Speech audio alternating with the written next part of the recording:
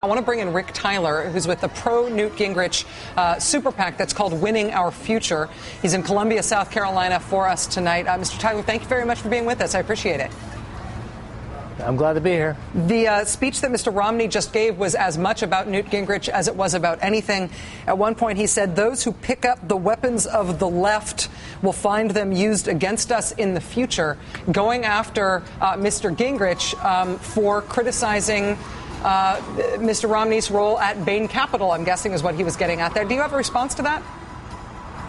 Well, it was unfortunate that Mitt Romney decided not to be gracious in his speech. I thought it was a good speech up until that point because he made that argument about attacking capitalism. Of course, the voters of South Carolina didn't believe that. No one attacked capitalism. The only thing we attacked was his jobs record. And I think Chris may be right. He's now shifted from his job record to his success. And if he were running on someone who returns a great investment to his investors, I wouldn't be having this argument. But it's sort of very arrogant to sort of come across and say, because we question him on his jobs record, that we are somehow pulling out the pillars of capitalism. This is sort of ridiculous. That argument that he made there, which you just criticized, has not just been Mitt Romney's argument. Really, the whole Republican establishment has been guns blazing against Newt Gingrich for being willing to criticize Mr. Romney on the job practices and the business practices, rather, at Bain. The Republican establishment has been furious with Newt Gingrich and has been almost united against him. You turn on Fox News and it almost looks like liberal news in terms of the way they talk about Newt Gingrich. What do you make about the establishment being so angry with Mr. Gingrich specifically on this issue? Well, I think the establishment tonight got a heavy dose of populism. People reject the establishment. They reject the idea that a Massachusetts liberal can win anything southwest of Pennsylvania. And Newt Gingrich has a record of success. People remember capitalism under Newt Gingrich. 11 million jobs were created when Newt was Speaker. That's not to say he created them, but he created the environment. Taxes were cut, welfare reform, $405 billion worth of debt was paid off. There's a lot of success in Newt Gingrich and the Republican Revolution. Mitt Romney was not a Republican during Reagan or Bush. He criticized Reagan and Bush. He criticized the contract with America. He's not a movement conservative. Newt Gingrich is a movement conservative. And we're going to move on to Florida, which is a bordering state, also with Georgia, and we'll be delivering the same type of message. Rick, it's Lawrence O'Donnell here. We last talked when we were both in New Hampshire. You were just getting this super PAC started against the massive spending that had already occurred from the Romney super PAC.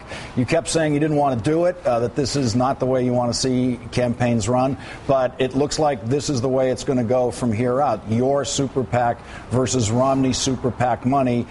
Do you think you're going to be able to compete with them just on the money raising alone? I'm not sure we're going to raise as much money as they do, but one thing I've learned in this campaign so far, remember, we didn't run a single negative ad against Mitt Romney until Wednesday of last week. And so from Wednesday of last week until today, there was what looks at least a 25-point turnaround, and obviously we're going to win this by more than double digits.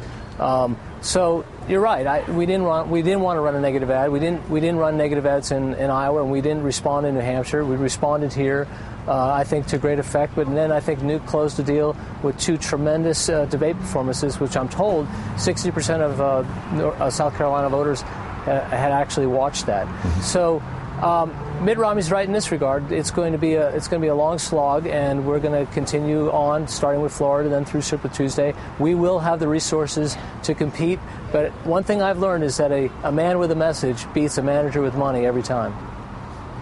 Well, you're going to get some help, too. The AFSCME union just took out $1 million ads, and they're all going to be running against Mitt Romney. You're going to get some help in Florida in that regard?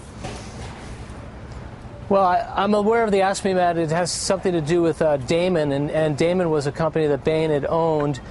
Damon was fined they defrauded the federal government in a Medicare scandal of $25 million. They were fined $119 million. That was the largest criminal fine that was ever in place in Massachusetts. And now I hope that my friends don't think that because I'm criticizing Mitt Romney, who is on the board at Damon, when they defrauded the government of $25 million and paid a fine of $119, that somehow I'm criticizing capitalism. I don't think fraud has any place in defending capitalism. Tyler, nobody's endorsing Newt Gingrich.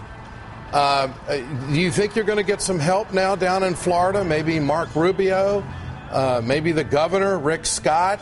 You got some help from Sarah Palin. She said that she would vote for Newt Gingrich if she was in South Carolina. But how come nobody's rallying behind of any real significance behind your candidate? Well, I will say this about Sarah Palin. She came in like the Sixth Fleet and threw us a lifeline exactly when we needed it, and we are just tremendously grateful. But, you know, a lot of these big names, I've been in politics long enough to know that people decide. Endorsements don't really decide. Some matter, but most of them don't. But most of the endorsements that are coming from Congress. Congress has a 9% approval rating. I'd shun any most endorsements from Congress. And by the way, a lot of the people who are outspoken about Newt and served with Newt didn't like Newt because he cut them off from their earmarks. He cut them off from their pork barrel politics. I'm talking about Republicans here. I'm sorry to have to cut you off. We've got to go to the Ron Paul speech right now. Rick Tyler, thanks for joining us.